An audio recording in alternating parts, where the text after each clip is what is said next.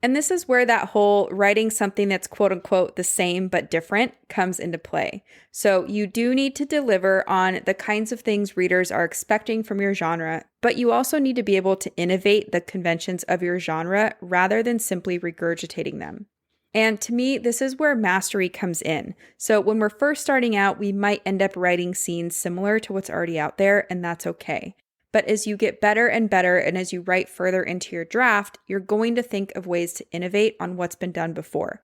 And really, this is a skill that just takes time and practice to develop, so don't worry if you feel like you're not there yet, it will come. Welcome to the Fiction Writing Made Easy podcast. My name is Savannah Gilbo, and I'm here to help you write a story that works. I want to prove to you that writing a novel doesn't have to be overwhelming. So each week, I'll bring you a brand new episode with simple, actionable, and step-by-step strategies that you can implement in your writing right away. So whether you're brand new to writing or more of a seasoned author looking to improve your craft, this podcast is for you. So pick up a pen and let's get started. In today's episode, we're going to talk about 5 reasons why readers might stop reading a book, and then how to avoid making some of these mistakes that cause readers to stop reading in your draft. And the reason I thought this would be fun to cover today is because last week I had to give up on a book I was halfway through and it killed me. 99% of the time I will finish a book because who knows, maybe it will get better or maybe it will surprise me. But this one book, and I'm talking about a traditionally published book, not one of my clients' or students' books, by the way. But this one book, I just couldn't finish it and I started to wonder why. So then I decided to dig into this topic a little bit more for today's episode. So let's go ahead and just dive right in, shall we? The first reason why a reader might stop reading a novel is because nothing meaningful happens in the opening pages. And what I mean by this is that a lot of writers use the beginning of a story to warm the reader up for what's coming next. So they'll put in a lot of backstory or exposition in the opening pages so that the reader knows everything there is to know about the characters or about the world before anything happens. And this is just not ideal. Imagine your favorite story and think about if the author did this to you. You might think all the backstory and exposition is cool and really fun, but you don't need to know it all before the story starts. So, for example, I love the world building in Harry Potter, but I don't need to know how many floors are in the Ministry of Magic or what flavors there are in Bertie Bott's Every Flavored Beans before I meet Harry on page 1. That would just be too much information and it would be boring. So, what should you do instead if you have a problem like this in your draft? The first thing is you need to make sure that something compelling is happening from the very first page. You might have heard the advice to start with action or to start in media res, and all that's saying is the same thing. Start with something compelling that will pull readers into the story. But there's one caveat here. This doesn't mean to start with car chases or explosions or something super extreme like that. Rather, I want you to think in terms of a meaningful or impactful opening. And meaningful and impactful are subjective, right? So what's a meaningful and impactful event for your character? You can also ask, why does this story need to start today and not yesterday or tomorrow? Because you're looking for the moment that things start to change for your protagonist, even if they don't know it just yet. This is usually a good indicator of when your story should start. And then don't feel like you need to tell readers everything. Instead, just give them enough context to understand what's happening in the scene or the story present, but not much more. You can save all of that for a later scene or chapter. And if you need help with your opening pages, I have a great workshop that can give you some guidance. It's called How to Hook Readers in Your First 5 Pages, and I will link to that in the show notes for you if you want to check it out and learn more. But that's reason number 1. Readers will stop reading a novel if there's nothing meaningful happening in the opening pages of the story. Moving on to reason number 2. The second reason that a reader might stop reading a novel is because it's hard to connect with the point of view character. And what I mean by this is that in most cases, the point of view character is either unrelatable or they aren't behaving like a real person would. So what does this look like? Well, this could manifest in a few different ways. So for example, a story might contain a protagonist who does not react to the events of the story at all or barely ever. Since real people in real life react to the things around them, this would make a character who does not react feel unlifelike and unrelatable. So to avoid this, you really just want to make sure that your point of view characters are reacting or responding to what's happening around them. And the best way you can do this is by showing readers how they think and feel, or how they're processing the events that are happening around them. You should also include how they decide to move forward into the next scene or the next activity based on all of those thoughts and feelings. Another way this shows up is when a character has no goal or motivation driving them forward. And in most cases in real life, we all have goals and we all have things motivating us to take action every single day, no matter how big or how small those goals or actions are. So when a character doesn't have a goal or something motivating them to do stuff, they end up feeling unrelatable and false. And I have a podcast episode that's all about crafting compelling characters. So if you're having trouble with this one, or if you've gotten feedback from beta readers or editors saying that you need to do a little more character work to make your character relatable, go check out episode number 7, and I will link to that in the show notes for you for easy access as well. But basically, for every point of view character, you should know A, what they want, B, why they want it, and C, what's at stake if they don't get it. And you really want each of these things to be specific. So if your answer is something like, my character wants to be happy, you're going to need to dig a little deeper. So what does happiness look like for this character? How will readers know if this character has achieved happiness or not? And the same thing goes for their motivation and what's at stake. So the more specific you can be, the better. And that's the second reason why a reader might stop reading a novel. They might stop reading if it's hard to connect to the point of view characters. Moving on to reason number 3. The third reason a reader might stop reading a novel is because they can't tell what kind of story they're reading. And this is actually the reason that I stopped reading the book that I mentioned in the beginning of this episode.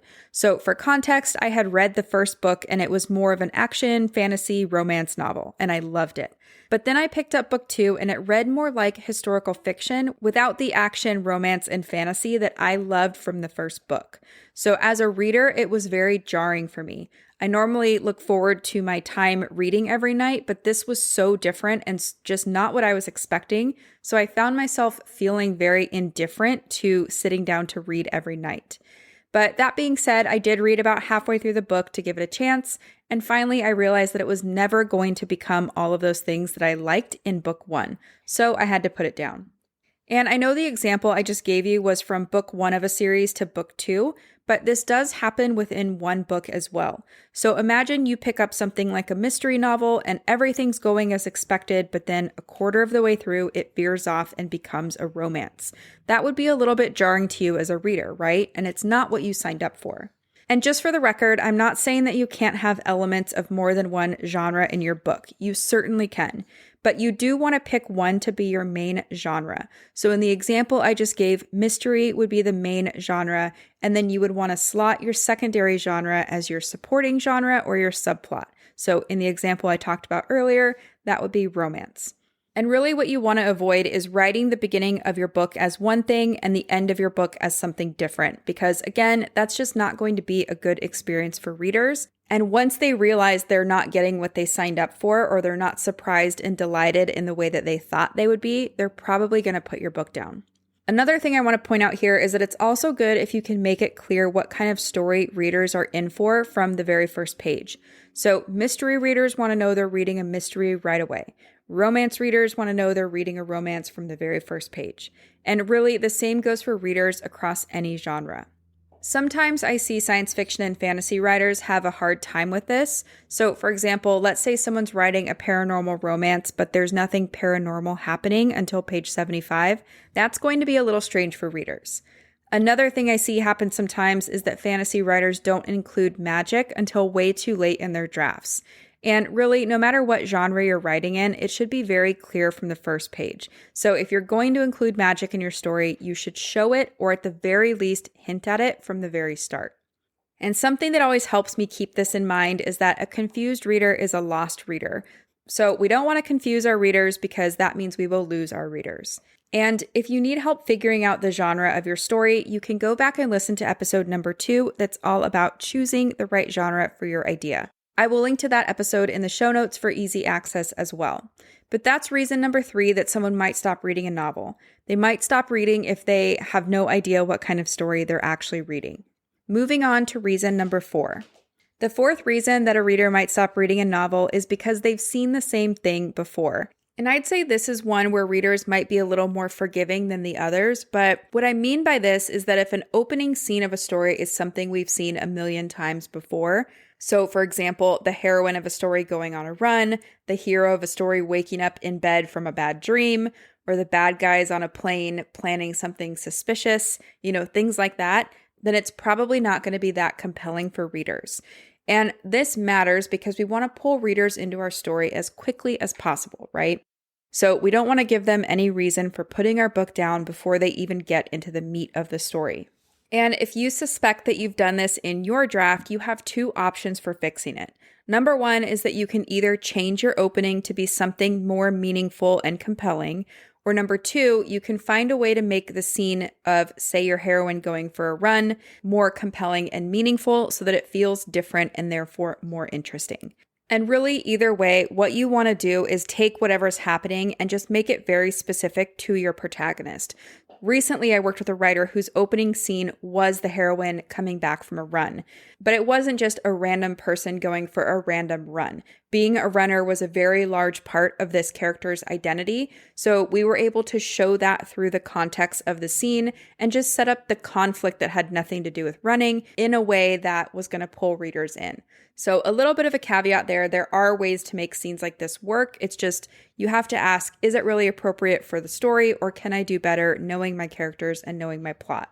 And this is where that whole writing something that's quote unquote the same but different comes into play. So you do need to deliver on the kinds of things readers are expecting from your genre, but you also need to be able to innovate the conventions of your genre rather than simply regurgitating them.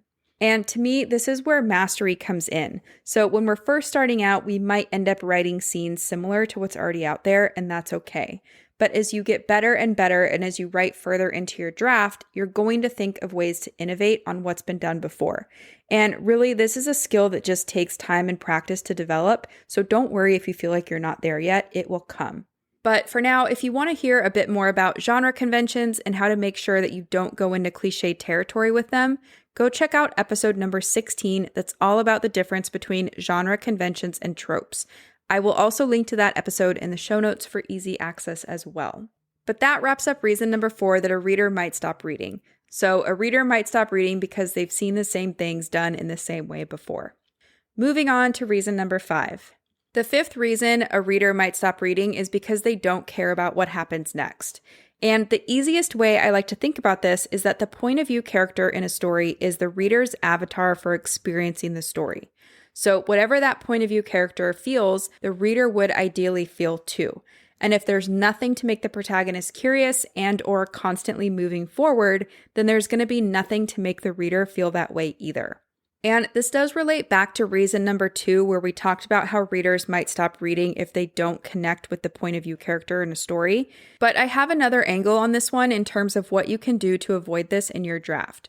So if you think you have this problem, or if beta readers have brought this to your attention, chances are pretty good that your protagonist isn't trying to find out, discover, learn, or do something in your actual pages. So in other words, your protagonist probably lacks agency. So you'll definitely want to go back and flesh out your protagonist or your point of view characters more if this is the case.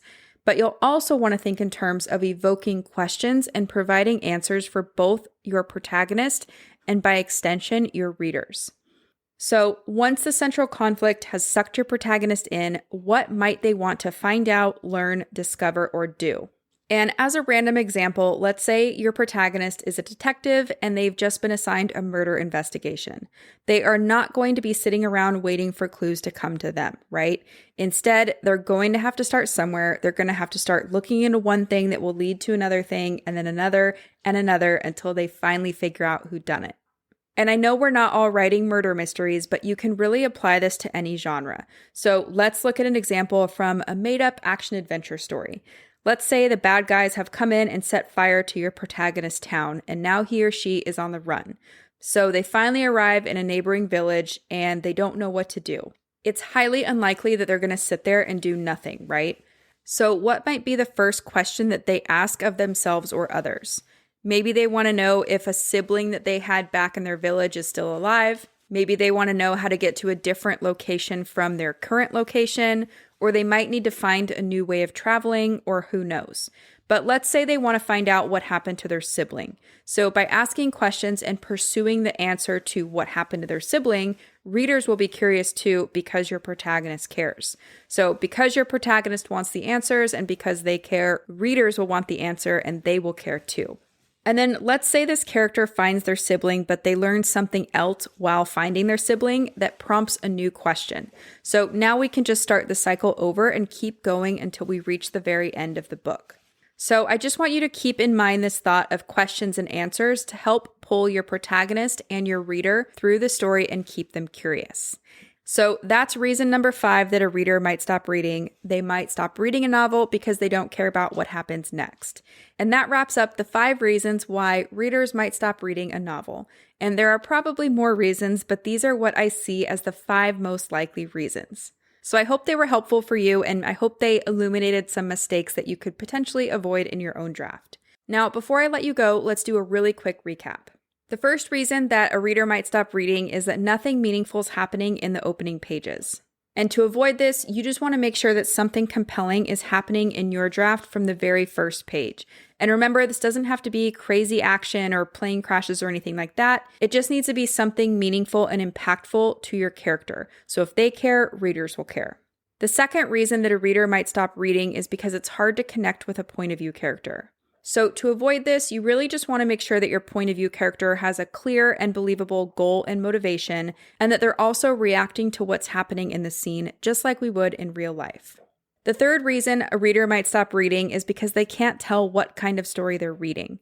So to avoid this, you really just want to make sure that you have genre consistency or that you've created a genre hierarchy. So pick one to sit on top of that hierarchy and then have supporting subgenres or subplots underneath that. The fourth reason a reader might stop reading is because they've seen the same thing done in the same way before. So to avoid this, you really just want to keep writing and keep practicing because you're going to think of ways to innovate on what's been done before, but it's not going to be something that magically happens overnight. This is also why I don't like writers to get stuck on their very first chapter, because sometimes if you go to the end of your draft, you'll have a much better idea for a strong and compelling opening that is maybe more specific or meaningful or impactful to your protagonist. So that's reason number 4. The fifth reason a reader might stop reading is that they just don't care what happens next. So to avoid this, you want to think in terms of questions and answers. And really, you want your protagonist to be pursuing something. So trying to learn, do, discover, or find out something. And you need to make sure that they have the right amount of agency to go after that. So think in terms of questions and answers, because if your character is curious, your reader will most likely feel curious as well. So that's it for today's show. As always, I want to thank you so much for tuning in and showing your support. If you want to check out any of the links I mentioned in this episode, you can find them over at savannahgilbo.com/podcast. And if you haven't done so already, make sure you subscribe to the show because there's going to be another brand new episode coming out next week. If you're an Apple user, I'd really appreciate it if you took a few seconds to leave a quick rating and review. Your ratings and reviews tell iTunes that this is a podcast that's worth listening to. And in turn, that helps this show get in front of more fiction writers just like you. So that's it for today's show. I'll be back next week with a brand new episode. Until then, happy writing.